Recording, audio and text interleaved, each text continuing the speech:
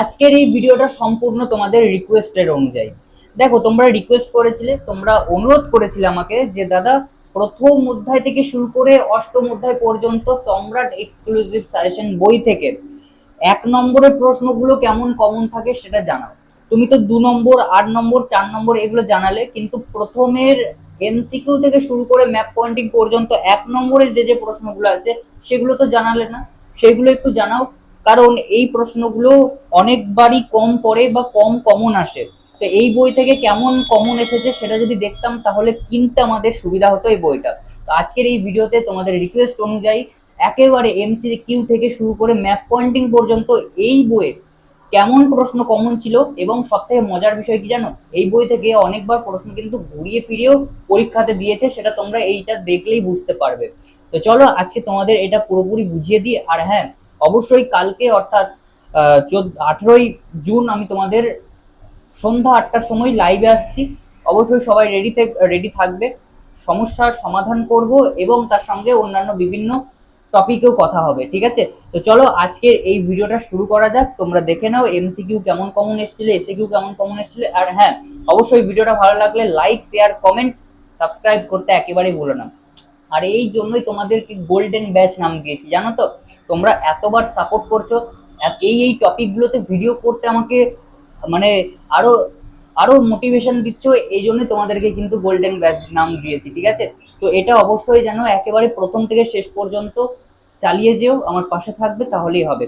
তো আজকের এই ভিডিওটা কেমন লাগলো অবশ্যই কমেন্টে জানিও, এবং কত পার্সেন্ট কমন ছিল তোমাদের মতামত অনুযায়ী কেমন হয়েছে, কেমন কমন ছিল অবশ্যই কমেন্ট বক্সে জানাতে ভুলো না। চলো মেন টপিকে এগিয়ে যাওয়া যাক। তো চলো প্রথম অধ্যায় থেকে আমরা দেখে নিই কটা প্রশ্ন এই বই থেকে, এই সাজেশন বই থেকে 2026 সালে কমন এসেছিল।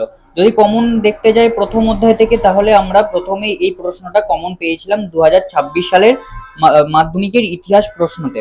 ঠিক আছে, এই প্রশ্নটা যতদূর সম্ভব ঘুরিয়ে এসেছিল আমার যতটুকু মনে পড়ছে, কারণ এই প্রশ্নটা যতদূর সম্ভব জীবন স্মৃতি কার রচনা এই রকম ভাবে 2026 সালে পরীক্ষাতে এসেছিল। তো এটা তোমাদের এই বইয়ে দেওয়া রয়েছে, রবীন্দ্রনাথ ঠাকুর লিখেছিলেন জীবন স্মৃতি, তো এটা ঘুরিয়ে দিয়েছিল, তাও তোমাদের এটা কমন পড়েছে। তারপরে এই বই থেকে আরেকটা প্রশ্ন আমরা কমন পেয়েছি, সেটা হচ্ছে এই প্রশ্নটা। অর্থাৎ আমরা প্রথম অধ্যায় থেকে এই বইয়ের দুটো প্রশ্ন মাধ্যমিকে এমসিকিউতে কমন পেয়েছিলাম। দ্বিতীয় অধ্যায়ে আমরা এইটা মানে প্রথম প্রশ্নটাই আমরা কমন পেয়ে গেছিলাম। বামাবদিনী পত্রিকার সম্পাদক কে ছিলেন, এই প্রশ্নটা হুবহু একেবারে কমন এসেছিল তোমাদের 2026 সালে মাধ্যমিক পরীক্ষায়। তো টোটাল এখনো পর্যন্ত আমরা 3টে প্রশ্ন এই বই থেকে এসেছিল, এটুকু দেখতে পেলাম আমরা। এবারে এই অধ্যায়ে একটা প্রশ্ন আমরা কমন পেয়েছিলাম, সেটা হচ্ছে কলকাতা মেডিকেল কলেজে প্রতিষ্ঠিত হয়েছিল কবে, কোন সালে প্রতিষ্ঠিত হয়েছিল সেটা জানতে চাওয়া হয়েছিল।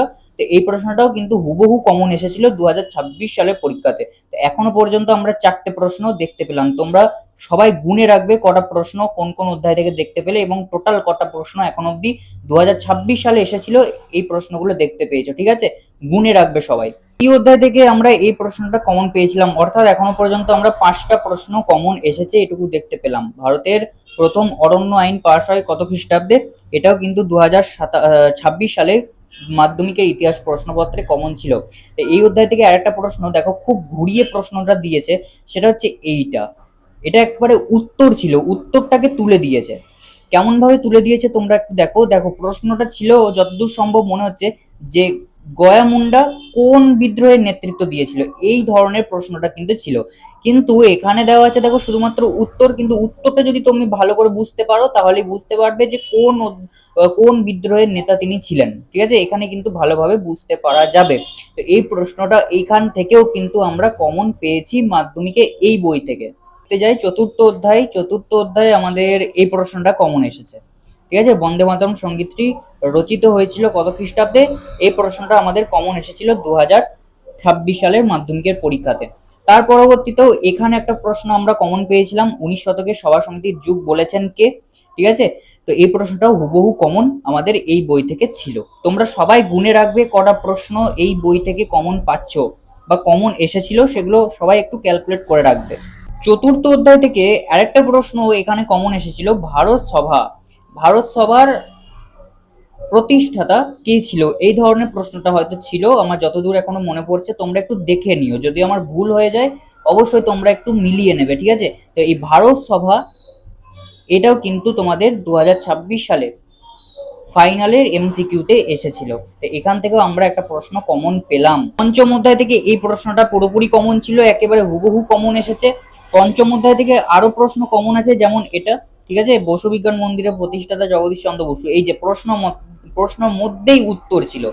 এই বইটা এমনই বই, ঠিক আছে, তোমরা একটু ভালোভাবে মনে রাখবে, এই বইটা এমনই বই, তোমরাও যখন এই বইটা ফলো করবে তখন কিন্তু প্রশ্নের মধ্যেও দেখবে উত্তর অনেক থাকবে, সেই উত্তরগুলোকেও ভালো করে পড়তে হবে।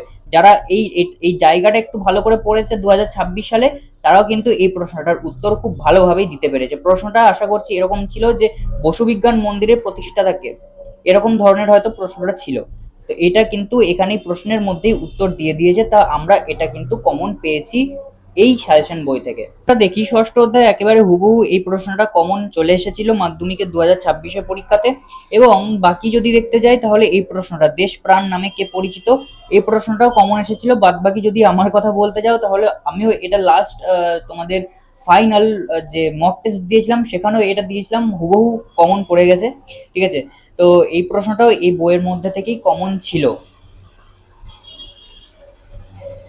তার পরবর্তীতে যদি দেখো এখানে নিখিল ভারত ট্রেড ইউনিয়ন কংগ্রেস এখানে প্রথম সভাপতিটা দিয়েছে, প্রথম সভাপতি কে ছিল, এই ধরনের প্রশ্নটা ছিল। এখান থেকেও আমরা প্রশ্ন কমন পেয়েছি। তাহলে বুঝতে পারছো তো কেমন ভাবে এমসিকিউতে কতটা ডিপ ফোকাস ছিল এই বইয়ে, সেজন্য তোমরা এতটা কমন পেয়েছো।